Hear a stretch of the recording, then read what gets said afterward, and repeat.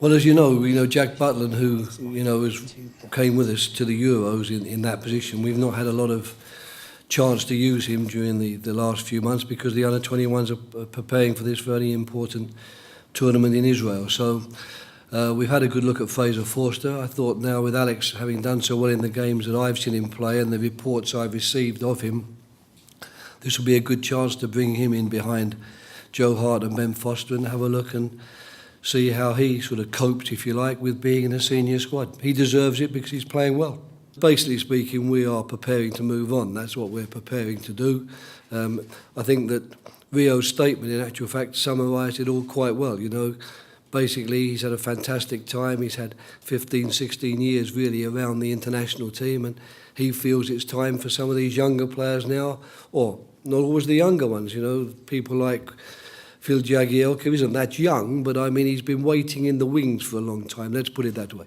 He feels it's time for those waiting in the wings or the younger ones to step up now and show that they can do for the international team what Rio and John did for so long and did so well. So we're really preparing more along those lines. But I don't want ever to have a situation where we might need in some situation to turn to somebody and for everyone there to say, well, you said he will never play again. I've said it with Roberto Mancini.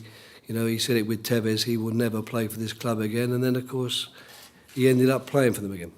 Well, I think in a squad of players, you need various qualities amongst your players. You don't necessarily fill your team with players who are much of a muchness and who actually sort of virtually clone each other. I think it's very important to have some players in the team that give you some other dimension because games have their own histories, if you like, and games pan out in different ways.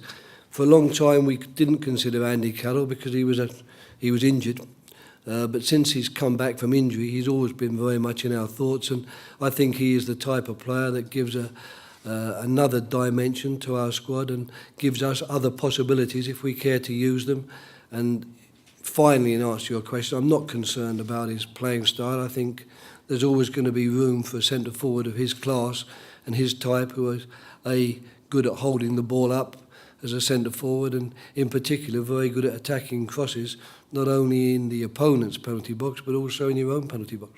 The thing about Frank, we were worried for a while, about his future because we didn't quite know where he was going to land up, and it is, as I think I said at the time, a little bit easier when players are playing in England or another top European league. Once they disappear to, far-flung places, it's a lot harder to keep sort of check on them. But there's been no doubt in my mind this year that Frank has been, as he's always been in my eyes. Frank's qualities are qualities which are eternal, really. And this year in particular, he's had a wonderful year, scoring so many goals, and to break a record of Bobby Tamling's and reach 203 goals. And what's more, all of those in the Premiership.